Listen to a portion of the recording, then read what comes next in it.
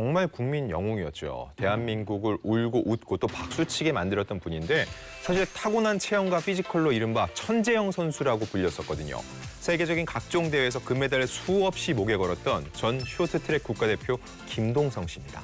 근데 이분 같은 경우 뭐 실력이면 실력, 뭐 피지컬이면 피지컬, 그리고 또 워낙에 그 쇼트트랙에서 명장면을 보여주셨던 분이기도 하고, 근데 최근에는 좀 안 좋은 소식으로 더 많이 접하게 되는 것 같습니다. 저는 아직도 기억에 남는 게 그 오노 사건 기억하시죠? 그 후에는 그런 일을 당하지 않기 위해서 김동성 씨가 아예 한 바퀴를 추월해가지고서는 꼬리를 잡아가지고서는 이게 우승을 했던 적이 있거든요. 정말 압도적인 기량이었죠. 그렇죠. 근데 그랬던 김동성 씨의 이 생활고에 대한 얘기를 하려면 일단 꽤 오래전인 2004년으로 거슬러 올라가 봐야 되는데 그때 비연예인인 오모 씨와 결혼을 합니다. 그리고 슬하에 일남일녀 자녀를 두고 행복한 가정 생활을 이어가는 듯 했는데 14년 만인 지난 2018년 협의 이혼으로 결국 이혼을 하게 되죠.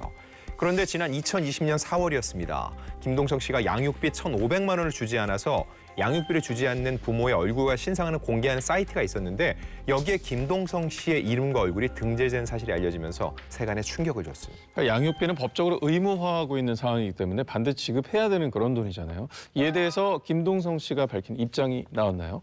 지난 2021년 김동성 씨는 현재 아내와 재혼해 슬하에 딸 하나를 두고 있는데요. 이 딸은 이 재혼한 아내의 딸이에요. 일단 재혼을 앞두고 두 사람이 함께 한 예능 프로그램에 나와서 이 일상을 공개한 적이 있어요. 당시 이 김동성 씨는 코로나19 이후에 스케이트 링크장이 문을 닫아서 수입이 없었다. 월급 300만 원을 벌면 200만 원은 양육비로 지급을 했다. 나는 최선을 다해서 양육비를 지급하려고 노력은 했는데 생활고로 어쩔 수 없는 상황이었다라는 점을 강조를 했습니다. 하지만 이 방송 직후 이 전 아내 오모 씨 같은 경우는 거짓말이다. 재혼은 너무 축하하는데 방송에서는 두 번 다시 안 나왔으면 좋겠다라고 맞서면서 이 김동성 씨의 주장을 정면으로 반박을 했죠. 두 분 다 지금 다른 주장을 하고 있는 것 같은데 그럼 대체 누구 말이 맞는 건지는 모르겠습니다. 예. 네, 계속된 두 사람의 이 진실 공방을 통해서 또 하나 알려진 사실이 있거든요. 2021년 법원에서 김동성 씨의 양육비 감액 신청을 받아들였던 거예요. 그래서 자녀 1인당 양육비가 150만 원에서 80만 원으로 줄어들었다는 겁니다. 아무래도 김동성 씨가 워낙 생활고에 시달리고 있으니까 법원이 좀 이런 부분을 감안해 준 게 아닐까 싶습니다. 네, 근데 양육비 미지급으로 온라인 사이트에도 오르고 또 절반 가까이 감액도 됐으면 이제는 문제가 없는 것 같은데 또 한 번 양육비 문제가 불거진 건가요? 그럼 어떻게 된 거죠? 일단 지급할 양육비는 절반으로 줄어들었죠. 근데 여전히 지급이 되지 않았다는 거예요. 김동성 씨의 전 아내인 오모 씨가 지난해 11월 김동성 씨가 자녀의 양육비를 제대로 지급 안 한다면서 고소장을 경찰에 제출했다는 사실이 보도됐는데 이 고소장을 보면은 2018년 이혼 후부터 지난해 10월까지 김동성 씨가 주지 않은 양육비 무려 8,010만 원에 달한다고 주장을 했습니다. 이에 지난 1월 김동성 씨의 현 아내죠. 임모 씨가 자신의 SNS를 통해서 압류물 표시가 붙은 사진과 함께 아이들의 밀린 양육비 반드시 보낼 거다. 제발 주저앉지 않게 해달라라는 글을 올렸는데 현재 입장은 빚이 수입보다 많아서 양육비를 줄 수 없는 상황이라면서 생활고를 호소한 거죠. 자, 그런데 메달리스트는 이 연금이 또 나오지 않습니까? 김동성 씨 같은 경우에는 아시안게임 금메달, 뭐 동계 스포츠대 금메달, 월드컵 종합 우승 등 생각나는 메달만 해도 국제대회에서 정말 여러 개인데 이 수익이 어떻게 잘 활용되면 이렇게 지급에 쓸 수 있을 것 같은데 그 부분은 어떻게 되는 건가요? 좀 취재를 해봤는데 오상진 씨 말대로 사실 연금을 받을 수 있는 조건이 돼요. 그리고 한때 김동성 씨 연금 수령액이 운동선수들 중에서 상위 이 10위 안에 들었었던 적도 있어요. 그럼 금액이 엄청 낮다라는 거잖아요. 그런데 그 결혼 후에 김동성 씨가 이 남은 연금을 한 번에 그냥 그때 수령을 했었다라는 거예요. 그러니까 더 이상 뭐 계속해서 이제 나오는 상황이 아닌 거죠. 그러니까 퇴직금을 미리 정산한 것 같은 맞습니다. 그런 상황이 그때 된 한 거네요. 번에 받았기 때문에 뭐 더 이상 지금 현재는 나올 수 있는 연금이 없다라고 해요. 근데 연금이 일단 안 되면 어쨌든 이제 고정적인 수입이 있어야지 뭐 양육비든 생활비든 해결을 할 텐데 김동성 씨는 그럼 지금 현재 어떻게 지내고 있는 건가요? 네, 김동성 씨 현재 건설 현장 일용직하고 이 쇼트트랙 교습을 병행하고 있습니다. 그러면서 생계를 이어가고 있는데요. 시시비비를 떠나서 한때 대한민국의 영웅이었던 사람이 이렇게 생활고에 시달린다는 게 참 많은 분들이 씁쓸함을 느끼셨을 것 같아요. 그런데 아내 임모 씨 또한 지난 4월 건설 현장에서 일을 시작했다고 합니다. 두 사람 모두 안전 이수증을 같이 따서 누구보다 열심히 현장 일용직 일을 하고 있다고 합니다. 각자의 속사정을 저희가 알 수는 없겠지만 또 아이들을 위해서라도 이제 싸움은 멈추고 또 빠른 시일 내에 잘 해결이 됐으면 좋겠습니다. 네, 극심한 생활고에 시달린 스타에 대해서 얘기를 나눠보고 있습니다. 다음으로 소개해드릴 분은 누구인가요? 네, 이분 가녀린 미성과 가성을 넘나드는 정말 팔세토 창법으로 한국의 파리넬리라는 수식어를 가지고 있는 정말 레전드 보컬리스트인데요. 1994년 데뷔곡 늪으로 첫 해에만 무려 80만 장에 가까운 기록적인 음반 판매량을 기록한 가수 조관우 씨입니다. 근데 이분은 늪 말고도 뭐 꽃밭에서 겨울 이야기 등 뭐 히트곡이 워낙에 맞아. 많잖아요. 예능 프로그램에도 종종 나와서 잘 지내고 있는 줄 알았는데 생활고를 겪으셨다니까 대체 무슨 일이 있었던 건가요?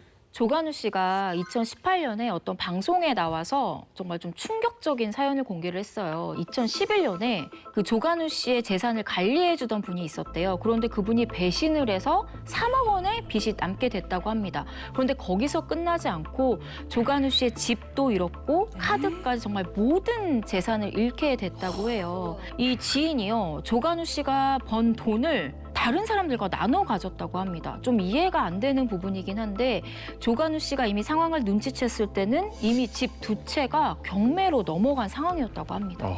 자, 근데 기억을 더듬어 보면 2011년도에는 M본부의 한 음악 경연 프로그램이 있었습니다. 그 프로그램에 출연해서 대외적으로는 굉장히 인기도 있고 여러 가지 일들이 많았을 거라고 생각이 드는데 어떻게 이런 일이 발생했는지 모르겠네요. 정확히 그때인데요. 조관우 씨는 지난 2011년도입니다. 이 레전드 가수들의 경연 프로그램이죠. M본부의 나는 가수다에 출연을 해서 큰 인기를 얻으면서 제2의 전성기를 맞았었는데 이 프로그램에서 하차를 하자마자 이런 고통의 시간이 온 거예요. 게다가 하차 당시에 매주 진행된 경연으로 인해서 성대 결절 수술을 해서 가장 힘든 시기를 보내고 있었다고 하거든요. 그런데 하필 이 시기에 지인의 배신까지 겹치고 3억 원이라는 빚더미까지 얹게 된 거죠. 조관우 씨의 시련이 여기서 끝이 아니었습니다. 조관우 씨가 당시에 생활고가 심했잖아요. 근데 당시엔 재혼 상태였단 말이죠. 이 재혼으로 어렵게 이룬 가정마저 파탄이 나게 된 것입니다. 사실 조관우 씨는 1993년 K본부 공채 탤런트 출신의 전 아내와 결혼을 해서 2명의 아들을 얻었지만 2003년 각자의 길을 걷게 됐는데요. 7년 후인 2010년 10살 연하의 전 아내와 재혼해서 슬하에 두 남매를 둔 가장이었거든요. 그런데 재혼 1년 후 억대 빚이 생기면서 극심한 생활고를 겪게 됐습니다. 그렇게 2018년 또 한 번의 파경을 맞게 되는데요.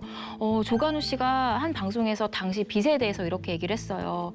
빚이 이자 때문에 계속 불어났다. 아이 분유값도 책임 못 질 정도였다고 얘기를 하면서 당시 경제적인 이유 때문에 이혼을 하게 됐다고 얘기했습니다. 네, 같은 가장으로서 또 경제적인 상황을 책임지지 못했다는 사실이 얼마나 또 어깨가 무거우셨을지 감히 짐작도 되지 않네요. 맞습니다. 일단 이혼을 했지만 두 차례 결혼을 했잖아요. 총 4아이를 책임져야 되는 가장의 무게는 그대로 있었다는 거죠. 그리고 또 열심히 살아보려고 하는데 코로나19가 있었죠. 공연 시장이 정말 파탄 수준이었습니다. 2달째 양육비를 주지 못하는 사연을 공개한 적도 있는데 그러다 보니까는 아이들을 본 지 1년이 넘었다. 보면 또 돈이 들어가기 때문이라고 고백하기도 했습니다.